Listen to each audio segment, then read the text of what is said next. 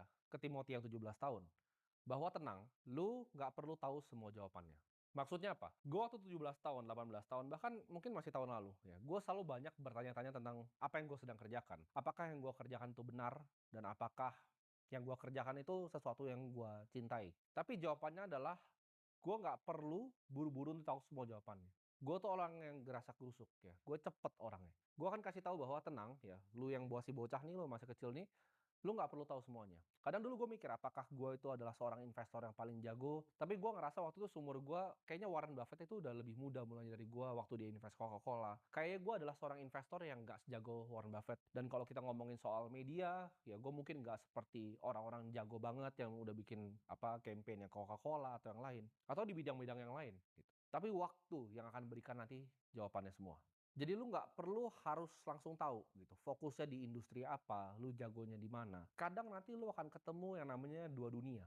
Contohnya, gue adalah seorang investor yang handal, tapi nggak semua investor itu bahkan bisa ngomong di depan kamera seperti ini, seperti gue. Jadi itu adalah dua dunia yang gue gabungin, ya. Satu dari dunia investasi, satu dari dunia media. Nah, orang yang bisa gabungin dua dunia ini, gue kasih contoh lagi. Elon Musk adalah seorang engineer yang handal. Dia bisa bikin perusahaan seperti SpaceX, dia ngerti teknisnya dari Tesla, humanoid robot, Neuralink-nya dia ngerti. Dia engineer yang hebat.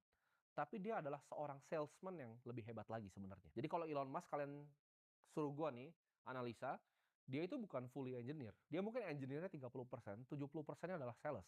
Atau misalnya Jeff Bezos, dia adalah dua, dia adalah orang sistem dan dia juga adalah sebuah engineer. Jadi banyak orang-orang terkaya di dunia itu yang berhasil menggabungi yang gue sebutnya dua dunia ini. Kadang ada yang bahkan tiga. Lu fokus di satu aja gue bilang lu bisa jadi yang terhebat. Lu bisa jadi orang yang sukses, lu bisa jadi orang yang kaya. Tapi jawabannya lu harus lihat apa yang kira-kira lu jago, apa yang sebenarnya orang lain bilang lu jago. Bukan dari diri lu sendiri, tapi dari orang lain. Jadi jawabannya adalah waktu, nggak usah buru-buru. Misalnya lo lagi mencari, ya kan, masih bingung, lu kadang masih ngerasa apakah ini hal yang harus gua kerjain. Tenang ya, gua kasih tau lu tenang, nggak usah buru-buru. Gua pas masih umur 17 tahun ya, gue mikir bahwa uang itu adalah segalanya. Jadi apa-apa tuh uang, uang, dan uang.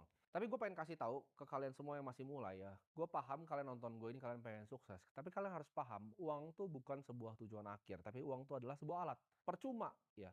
Uang itu gak bisa untuk terlalu banyak hal juga sebenarnya. Kalau lu mau ngomong gue di posisi gue sekarang sama kita ngomong konglomerat, yang mungkin disebut misalnya sembilan naga, itu secara kehidupan itu tidak banyak yang berbeda. Tapi mereka itu bisa tolong jauh lebih banyak orang dibanding gua. Kalian paham dengan apa? Buka lapangan pekerjaan. Perusahaan-perusahaan mereka tuh perusahaan yang mengemploy ribuan bahkan ratusan ribu karyawan. Kalau secara lifestyle mungkin gue rasa nggak terlalu berbeda ya. Gue bisa beli mobil yang mereka beli, gue bisa punya tempat tinggal yang mereka punya, gue bisa punya semua yang mereka punya. Kalau kita ngomongin secara egois diri sendiri. Tapi kalau untuk ke